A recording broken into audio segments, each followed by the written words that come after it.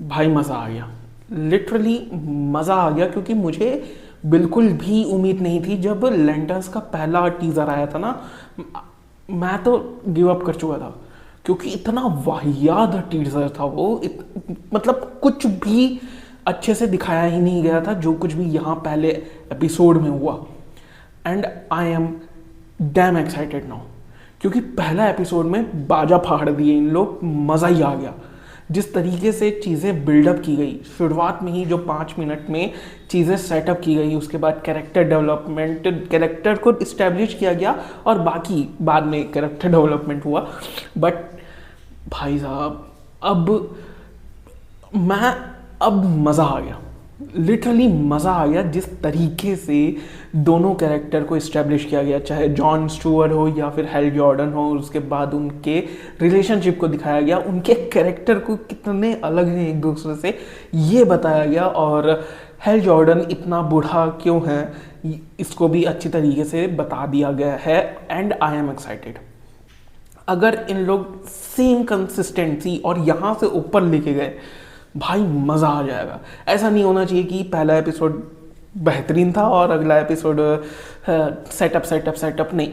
अब बस ऊपर ही जाना चाहिए। अगर ऊपर नहीं जा रहे हो, ऊपर अगर आखिरी के 2 एपिसोड में जाना है, तो इसी कंसिस्टेंसी को मेंटेन तो करके रखो कम से कम। क्योंकि जिस हिसाब से पूरा space sector, cosmic sector DC का यहाँ पर इस्टेब्लिश किया जा रहा है, एलियंस हो गए या फिर ग्रीन लैंटर्न्स किस तरीके से एग्जिस्टेंस में आए, या फिर सारी चीज़ें जो दिखाई गई हैं इस पहले एपिसोड के 1 घंटे में, बहुत बेहतरीन। जिस तरीके से सेटअप, हर एक चीज़ बहुत बढ़िया तरीके से लैंड की, मेरे लिए कम से कम। एंड फाइनली कुछ फील हो रहा है मुझे। भाई ये पहला एपिसोड मैं बोलूँगा जिस हिसाब से चल रहा है, सुपरमैन से बेटर लगा मुझे। क्योंकि सुपरमैन एक तो वो एक मूवी थी, स्टैंड अलोन मूवी थी, लिमिटेड था, लेकिन यहाँ पास 1 घंटा मिला है। और जिस तरीके से बहुत ही स्लो बर्न तो नहीं कहूँगा मैं, लेकिन काफ़ी स्लो है, अच्छी पेसिंग है, स्लो बर्न नहीं है, पेसिंग अच्छी है, बहुत अच्छी है। And it's a mystery. सबसे पहले शुरुआत करता है 1996 से, जहाँ पर चीज़ों को इस्टेब्लिश किया जाता है। पहली बार हेल जॉर्डन अपना आइडेंटिटी पूरी दुनिया के सामने रखता है। उसके बाद हम जाते हैं 2016 में, फिर जाते हैं 2026 में अभी। तो जिस हिसाब से चीज़ें चल रही हैं, अभी ऐसा लग रहा है कि आने वाले एपिसोड्स में हम टाइम जंप करेंगे, टाइमलाइंस 2016 और 2026 की। अब ये भी इंटरेस्टिंग चीज़ होगी कि यहाँ पर गाय गार्डनर का इक्वेशन कैसे बैठता है। जो जो इन्फॉर्मेशन अभी बताया गया है पहले एपिसोड में, तो आखिर गाय गार्डनर का चीज़ें कहाँ से आए, वो उसको भी यहाँ इस्टेब्लिश किया जाएगा। मतलब ट्रेलर में ही बता दिया गया था कि गाय गार्डनर का कैरेक्टर भी इसमें होगा सीरीज़ में। एंड जिस तरीके से एंड हुआ है, वो भी जो एलियंस को इस्टेब्लिश किया जाता है वो भी, और किस प्रकार के एलियंस है वो भी, बहुत सारी चीज़ें सेटअप की गई हैं।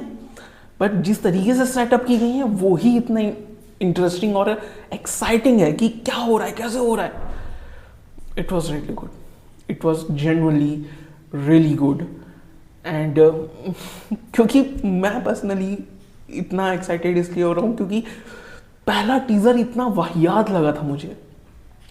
उसके बाद दूसरा टीज़र आता है, वो ठीक ठाक लगा था, और ट्रेलर से मुझे थोड़ी उम्मीद बनती थी। और ये पहला एपिसोड, भाई साहब जिस तरीके से हैंडल किया गया है सारी चीज़ें, कैरेक्टर्स को, सेटअप्स को, इस दुनिया को, इस वर्ल्ड को, इस स्पेस सेक्टर को, लैंटर्न्स को जिस तरीके से इस्टेब्लिश किया गया है, मैं तो एक्साइटेड हूँ, मैं बहुत ज़्यादा एक्साइटेड हूँ।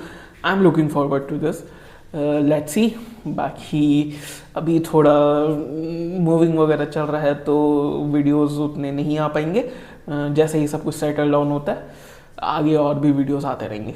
ओके, बाकी या आई एम एक्साइटेड। तुम बताओ पहला एपिसोड कैसा लगा लैंटर्न्स का।